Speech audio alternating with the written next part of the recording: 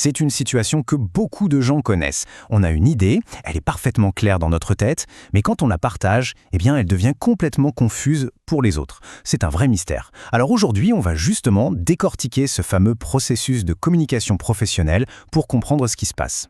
Pour illustrer ça, prenons l'exemple de Léa, une jeune pro. Imaginez sa frustration. Elle vient voir son mentor, Marc, et lui dit « J'ai passé 2 heures à rédiger cet email de projet. J'ai tout, mais alors tout détaillé. » Et en réunion, c'était évident. Personne n'avait rien compris. C'est vraiment décourageant. Marc, lui, avec son expérience, il écoute. Il ne la coupe pas. Il la rassure tout de suite. Léa, ce qui t'arrive, c'est un grand classique, ça arrive tout le temps. Et plutôt que de la laisser s'énerver, il lui propose de se poser et de décomposer ensemble ce qui a bien pu se passer. Et là, Marc lui pose une question toute simple mais essentielle. Ok, l'idée était parfaitement claire, mais pour toi, à ton avis, qu'est-ce qui s'est passé entre le moment où tu as cliqué sur « Envoyer » et le moment où tes collègues ont lu ton message? C'est là qu'on touche au premier concept clé. Marc explique que chaque message, même le plus parfait au départ, subit une sorte de dégradation naturelle. Ce qui est compris à la fin, ce n'est souvent qu'une petite partie de l'idée de départ. Ce schéma, c'est l'illustration parfaite de ce phénomène. C'est l'entonnoir de la communication. On part de l'idée à 100%. Mais rien que ce qu'on arrive à dire, on tombe déjà à 80%. Ce que l'autre entend, 70%. Ce qu'il comprend vraiment, 50%. Pour finir avec ce qu'il retient et ce qui va le faire agir, à peine 10 ou 20%. La perte est juste vertigineuse.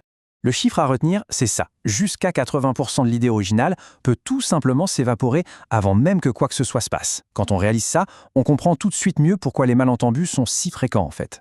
Pour Léa, c'est le déclic. Elle réalise que le souci, ce n'est pas la mauvaise volonté des autres, mais ce processus, cette déperdition naturelle. Alors, sa question devient évidente. D'accord, mais alors, comment je fais pour lutter contre ça?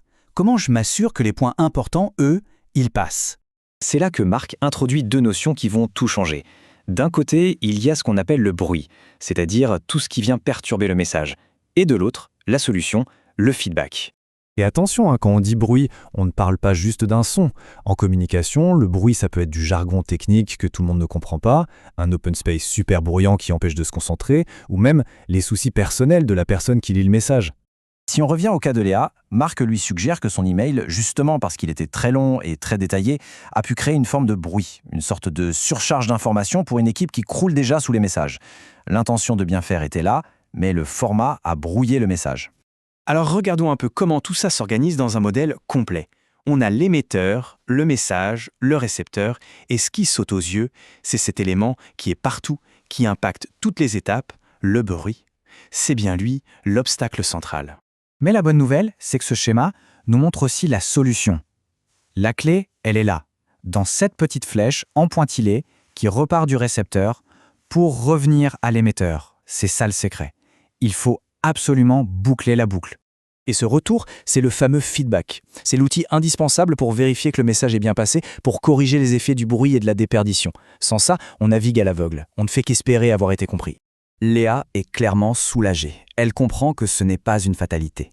Et Marc conclut en lui disant que bien communiquer, ce n'est pas de la magie. Non, c'est une compétence, une technique qui s'apprend et qui se travaille en suivant quelques étapes. Et voici donc la recette en 3 points faciles à retenir. 1. Anticiper le bruit, c'est-à-dire réfléchir aux obstacles avant même d'envoyer. 2. Accepter la déperdition, et donc simplifier son message au maximum pour se concentrer sur l'essentiel. Et 3. Verrouiller. On s'assure de la bonne compréhension grâce au feedback, en demandant de reformuler ou en posant des questions. Finalement, la leçon la plus importante de toute cette histoire, elle est assez simple.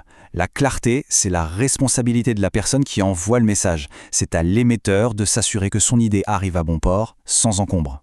Et on termine sur une question pour réfléchir un peu. Dans nos propres expériences, au travail ou ailleurs, quels sont les bruits qu'on rencontre le plus souvent? Quels sont ces obstacles qui nous empêchent, parfois, de communiquer aussi clairement qu'on le voudrait?